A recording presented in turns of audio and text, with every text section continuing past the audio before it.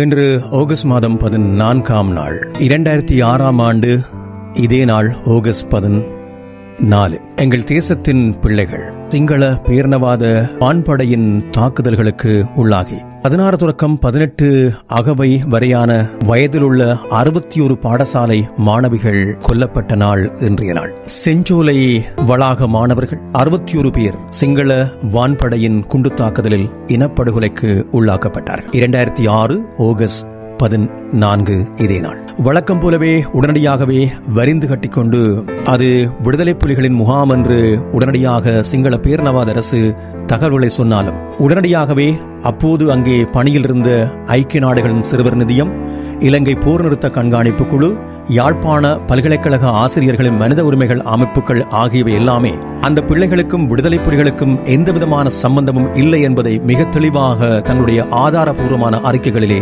சுட்டிக்காட்டியிருந்தார்கள். அவர்கள் முழுக்க முழுக்க பாடசாலை மாணவிகளே என்பதை எல்லோருமே கூட்டாக அறிவித்திருந்தார்கள். இந்த 61 பாடசாலை மாணவிகள் மீது சிங்கள பேரினவாத வான்படை நிகழ்த்திய இந்த குண்டு தாக்குதலை நாகரிகமற்ற காட்டுமிராண்டித்தனமான மனிதாபிமானம் அற்ற கொடூரமான செயல் என்று தமிழ்நாடின் சட்டமன்றம் அந்த வேளையிலே தீர்மானம் நிறைவேற்றியது. யாழ்ப்பாண பல்கலைக்கழக ஆசிரியர்களின் மனித உரிமைகள் அமைப்பு தனது அறிக்கையில் இந்த குழந்தைகள் எந்த வகையிலும் விடுதலை புலிகளோடு தொடர்பு உள்ளவர்கள் அல்ல என்றும் அவர்கள் முழுக்க முழுக்க பாடசாலை மாணவிகளே என்கின்ற தெளிவான தகவல்களையும் ஆதாரபூர்வமாக அவர்களின் பேர் விவரத்தோடு வெளியிட்டு அதை ஆவணப்படுத்தியிருந்தது. இது குறித்த ஒரு சிறப்பு நிகழ்வு இன்றைய தினத்திலே அதே பகுதியில் நிகழ்ந்திருக்கிறது என்பதையும் நாங்கள் இதிலே செய்திகளிலே பகிர்ந்து கொள்ளக்கூடியதாக இருக்கிறது. செஞ்சோலை வளாகத்தில் ஸ்ரீலங்கா விமானப்படையின் வான் தாக்குதலில் மரணமாகிய மாணவர்களுக்கு வணக்கம் செலுத்துகின்ற நிகழ்வு இன்றைய தினம் எங்கே அந்த குண்டுகள் வீசப்பட்டதோ அதே இடத்தில் இன்று நடந்தேறியிருக்கிறது. முல்லைத்தீவு வள்ளிபுனம் இடைக்காட்டு பகுதியிலே அமைந்திருக்கக்கூடிய செஞ்சோலை வளாகத்தில் மாணவர்கள் மீது ஸ்ரீலங்கா விமானப்படை நடத்திய தாக்குதலில் மரணமாகிய பாடசாலை மாணவர்கள் 53 பேர் மற்றும் பணியாளர்கள் 4 பேராக மொத்தமாக அதில் 61 பேருக்கான அந்த நினைவேந்தல் நிகழ்வு இடம்பெற்றிருக்கிறது. 2008-14ஆம் ஆண்டு, அதாவது 2006 ஆகஸ்ட் 14ஆம் தேதி அன்று வள்ளிபுரம் இடைக்காட்டு பகுதியிலே உள்ள செஞ்சோலை வளாகத்தில் விமான தாக்குதல் இடம்பெற்ற நேரத்தில், எந்த நேரத்தில் விமான தாக்குதல் இடம்பெற்றதோ அதே நேரத்தில் இந்த நிகழ்வு உணர்வுபூர்வமாக அங்கே நிகழ்ந்ததாக அங்கிருந்து கிடைக்கின்ற செய்திகள் தெரிவிக்கிறது. உயிரிழந்த உறவுகளுக்கு சுடரேற்றி அகவணக்கம் செலுத்தி மலர் தூவி வணக்கம் செலுத்தப்பட்டிருக்கிறது. குறித்த அந்த நிகழ்விலே இளைஞர்கள், பொதுமக்கள், சமூக செயற்பாட்டாளர்கள் மற்றும் அரசியல் பிரமுகர்கள் என்று பலரும் கலந்து கொண்டதாகவும் இது குறித்த தாயகத்தின் செய்திகளிலிருந்து அறிய கிடைக்கிறது என்பது குறிப்பிடத்தக்கது. 18 வருடங்களுக்கு முன்னர் 2006ஆம் ஆண்டிலே முல்லைத்தீவு மாவட்டத்தில் பொதுக்குடியிருப்பு பிரதேச செயலாளர் பிரிவிலே வள்ளிபுனம் பகுதியில் அமைந்திருந்த செஞ்சோலை சிறுமிகள் காப்பகத்தில் ஒரு தலைமைத்துவ பயிற்சிக்காக முல்லைத்தீவு மாவட்டத்தினுடைய பாடசாலை மாணவிகள் பல நூற்றுக்கணக்கானவர்கள் ஒன்று கூடியிருந்தார்கள்.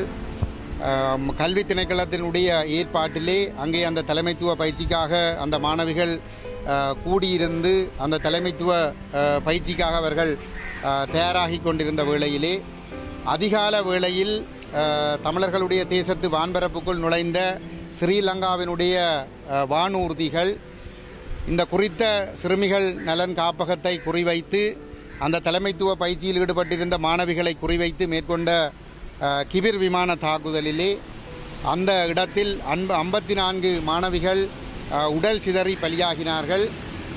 அந்த வளாகத்திலே பணியாற்றி கொண்டிருந்த பணியாளர்கள் 7 பேர் படுகொலை செய்யப்பட்டிருந்தார்கள். மொத்தம் 61 பேர் அந்த இடத்திலே படுகொலை செய்யப்பட்டிருந்தார்கள். மஹிந்த ராஜபக்ச அரசாங்கத்தினால் இந்த படுகொலை அரங்கேற்றப்பட்டிருந்தது. இந்த படுகொலை தமிழ் இனத்தின் மீது ஸ்ரீலங்கா அரசு 48ஆம் ஆண்டிலிருந்து அரங்கேற்றி வருகின்ற இனப்படுகொலையினுடைய ஒரு அங்கமாக இந்த படுகொலையும் நடந்தேறி இருந்தது. இந்த படுகொலைகள் நடைபெற்று 18 ஆண்டுகள் கடந்த போதும் கூட இன்று வரைக்கும் இந்த படுகொலைக்கான நீதி கிடைக்கவில்லை. இந்த இனப்படுகொலையாளிகள் கண்டிக்கப்படவில்லை.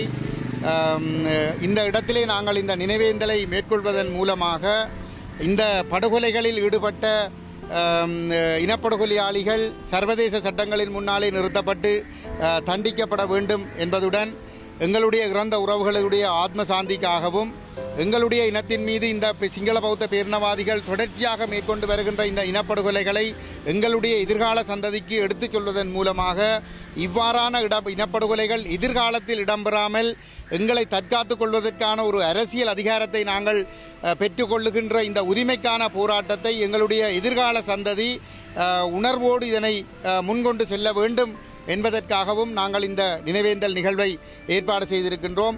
அந்த வகையிலே கஜேந்திரகுமார் பொன்னம்பலம் அவர்களுடைய தலைமையிலான எங்களுடைய அரசியல் இயக்கமானது தமிழ் மக்கள் மீது ஸ்ரீலங்கா அரசு மேற்கொண்ட இனப்படுகொலைக்கு ஒரு முழுமையான சர்வதேச பக்கச்சார்பற்ற விசாரணை நடத்தப்பட வேண்டும், ஒரு சர்வதேச குற்றவியல் நீதிமன்றம் ஊடாக அந்த விசாரணை நடத்தப்பட வேண்டும் என்பதிலே நாங்கள் உறுதியாக இருக்கின்றோம். இந்த நிலைப்பாட்டிற்கு ஒட்டுமொத்தமான தமிழ் மக்களும் வலி சேர்க்க வேண்டும். எங்களுடைய இன்று யுத்தம் முடிந்து விட்டதாக சொல்லப்படுகிறது. யுத்தம் முடிந்து 15 ஆண்டுகள் கடந்திருக்கிறது. இன்று வரைக்கும் கொடிய பயங்கரவாத தடைச்சட்டம் நடைமுறையில் இருக்கின்றது. இந்த பயங்கரவாத தடைச்சட்டத்தின் கீழ் தமிழ் இளைஞர்கள் யுவதிகள் கைது செய்யப்படுவதும் சிறைகள் அடைக்கப்படுவதும் சித்திரவதைகள் செய்யப்படுவதும் தொடர்கதையாக இருக்கிறது. முன்னாள் போராளிகள் தொடர்ச்சியாக இந்த படையினருடைய புலனாய்வு பிரிவினருடைய விசாரணை வலயங்களுக்குள் மிக கொடூரமான உளச்சித்திரவதைகளுக்கு உள்ளாக்கப்படுகின்ற செயல்பாடுகள் நாளாந்தம் நடைபெற்றுக் கொண்டிருக்கின்றது. விடிந்தால் பொழுதுபடும் வரைக்கும் சுமார் 12,000 போராளிகள் புனர்வாழ்வு அளிக்கப்பட்டு சமூகத்திலே இணைக்கப்பட்டிருக்கிறார்கள். புனர்வாழ்வு என்ற பெயரிலே அவர்கள் உளச்சித்திரவதைக்கு தான் உள்ளாக்கப்பட்டிருந்தார்கள். அவர்கள் இப்பொழுது சமூகத்திலே இணைக்கப்பட்டிருக்கிறார்கள். இந்த போராளிகளோடு இந்த உளவுத்துறையினர் நாளாந்தம் தொலைபேசிகளிலே தொடர்பு கொண்டு அவர்களை உளச்சித்திரவதை செய்கின்ற செயல்பாடுகள் தொடர்ச்சியாக நடைபெறுகிறது. அதற்கெல்லாம் வாய்ப்பளிப்பதாக இந்த கொடிய பயங்கரவாத தடைச்சட்டம் தான் காரணமாக இருக்கிறது. இந்த கொடிய பயங்கரவாத தடைச்சட்டம் நீக்கப்பட வேண்டும் என்பதும் எங்களுடைய ஒரு தொடர்ச்சியான கோரிக்கையாக இருக்கின்றது. கடந்த 2 மாதங்களுக்கு முன்னர் கிளிநொச்சி மாவட்டத்திலே கோணாவிலே ஒரு பாடசாலையில் ஒரு விளையாட்டு நிகழ்வு ஒன்று நடைபெற்றிருந்தது. அந்த விளையாட்டு போட்டியிலே இல்ல அலங்காரம் செய்கின்ற பொழுது அந்த இல்ல அலங்காரம் தமிழர்களுடைய உணர்வுகளை பிரதிபலிப்பதாக இருந்ததாக கூறி அதை ஒரு சட்டவிரோதமான நடவடிக்கையாக சித்தரித்து அந்த ஆசிரியர்களையும் மாணவர்களையும் ஸ்ரீலங்கா பயங்கரவாத பிரிவினர் விசாரணைக்காக அழைத்துக் கொண்டிருக்கிறார்கள். நேற்றைய தினமும் ஆசிரியர்கள் விசாரணைக்காக அழைக்கப்பட்டிருக்கிறார்கள். இன்றைய தினமும் விசாரணைக்காக அழைக்கப்பட்டிருக்கிறார்கள். இந்த சம்பவங்களை நாங்கள் மிக வன்மையாக கண்டிக்கின்றோம். பயங்கரவாத விசாரணை பிரிவினர் இந்த விசாரணைகளை உடனடியாக நிறுத்த வேண்டும். இந்த விசாரணை பயங்கரவாத தடைச்சட்டம் உடனடியாக நீக்கப்பட வேண்டும் என்பதையும் நாங்கள் வலியுறுத்தி கேட்டுக்கொள்கின்றோம்.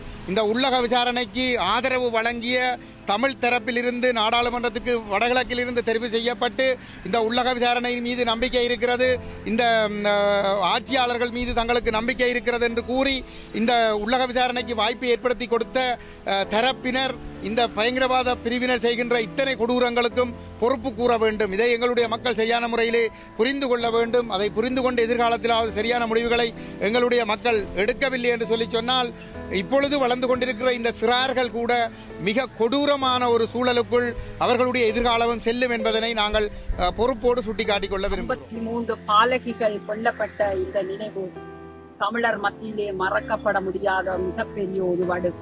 பேரினவாதிகளால் எமது இன அழிப்பின் தொடர்ச்சியிலே இந்த முல்லைத்தீவு மாவட்டத்திலே செஞ்சோலையிலே 53 செஞ்சோலை மாணவர்களும் ஏனைய பள்ளி சிறுமிகளுமாக அதைவிட உத்தியோகத்தர்களுமாக 64 பேருக்கும் மேற்பட்ட ஒரு படுகொலை நிகழ்ந்து என்று 18 வருடங்கள் கடந்த நிலையிலும் எமது விடுதலைக்கான உணர்வுகளின் மத்தியிலே இத்தகைய கொலைகளை நாங்கள் நினைவு கூர்ந்து கொண்டு இருக்கிறோம். ஏனென்றால் எமது அடுத்த சந்ததி இவற்றை கவனிக்க வேண்டும். இதன்பால் எமது தேச விடுதலையை அவர்கள் தலைமேற்கொண்டு தொடர்ச்சியாக அதன் எமது வேணவாக்களை தீர்க்க வேண்டும். அது மட்டுமல்ல, அந்த பச்சிளம் பாலகிகள் அத்தனை பெண் குழந்தைகளும் ஒரு இன அழிப்பின் ஒரு கருவறுப்பென்றே சொல்ல வேண்டும். அந்த குழந்தைகளை கொல்வதன் மூலம் தமிழினத்தின் அழிப்பை தொடர்ச்சியாக மேற்கொள்கின்ற அந்த வரலாறு நமது தேசத்திலே தொடர்ந்து கொண்டிருக்கிறது. அன்று மட்டுமல்ல, அதற்கு முன்னர் நாகர்கோயில் படுகொலையிலே மாணவர்கள் கொல்லப்பட்டார்கள், தேவாலயத்திலே சின்னஞ்சிறார்கள் கொல்லப்பட்டார்கள். இவ்வாறு எமது இனத்தை அழிப்பதற்கான சகல முயற்சிகளிலே இந்த பேரினவாதிகளின் தொடர் நிகழ்வுகள் நடந்தேறிக் கொண்டே இருக்கின்றன. இச்சவரை நாங்கள் 74 ஆண்டுகளுக்கு மேலாக தமிழினத்திற்கான ஒரு தேச விடுதலைக்காக நாங்கள் போராடி கொண்டிருக்கிறோம். எமக்கான தேசத்துக்கான ஒரு இறமையோ சுதந்திரமோ இல்லாமல் நாங்கள் மிக மோசமாக நெருக்கீடு செய்யப்பட்டு குரல் வலைகள் நடுக்கப்பட்டு எமது தேச விடுதலை பற்றி கதைப்பதற்கே நாங்கள் ஒரு உரிமையை பெற முடியாதவர்களாக நசுக்கப்பட்டு கொண்டிருக்கிறோம். இவ்வாறு நசுக்கப்பட்ட சூழலிலும் அதை மட்டுமில்லாமல் எமக்கான கொலைகளை, எமது இனத்திற்கான இனவரப்பு கொலைகளையும் இந்த பேரினவாதிகள் தொடர்ச்சியாக செய்து கொண்டிருக்கிறார்கள். இவர்களுக்கு மத்தியிலும் எமது இந்த கொலைகளை, படுகொலைகளை, வன்முறைகளை நாங்கள் தொடர்ந்து நினைவேந்தல் செய்வதன் மூலம் அந்த ஆத்மாக்களுக்கு அஞ்சலிகளை செய்வது மட்டுமல்ல, எமது சமுதாயம், எமது அடுத்த பரம்பரைகள் இதை உணர்ந்து எமது தேச விடியலுக்காக அதை சுமந்து தேச விடியலை பெறுவதற்கான உணர்வுகளோடு அவர்கள் முன்வர வேண்டும் என்பதும் எமது ஒரு நினைவேந்தலின் ஒரு அங்கமாக இருக்கிறது. அந்த வகையிலே 18 வருடங்கள் கடந்த நிலையிலும் இரத்த களறியும் அந்த பிஞ்சு பாலகிகள் சிதறி கிடந்த அந்த கண்ணீர் காலங்களையும் நாங்கள் நினைவு கூர்ந்து CMR யூடியூப் சேனலில் இணைந்திருக்கும் நேர்கள் அனைவருக்கும் எமது நன்றி. காமெண்ட்ஸ் பகுதியில் உங்கள் கருத்துக்களை தெரிவிக்க தவறாதீர்கள். முக்கிய செய்திகள், காணொளி தொகுப்புகள், நேர்காணல் என பலதரப்பட்ட அம்சங்களையும் உங்களுக்காக தருகின்றது CMR யூடியூப் சேனல். CMR என்று சர்ச் செய்து எமது யூடியூப் சேனலை சப்ஸ்கிரைப் பண்ணுங்கள். உங்கள் உற்றார் உறவினர் நண்பர்களோடும் இந்த காணொளி தொகுப்புகளை பகிர்ந்து கொள்ளுங்கள். அருகில் இருக்கின்ற முக்கிய காணொளி தொகுப்புகளையும் தவறவிடாமல் பாருங்கள்.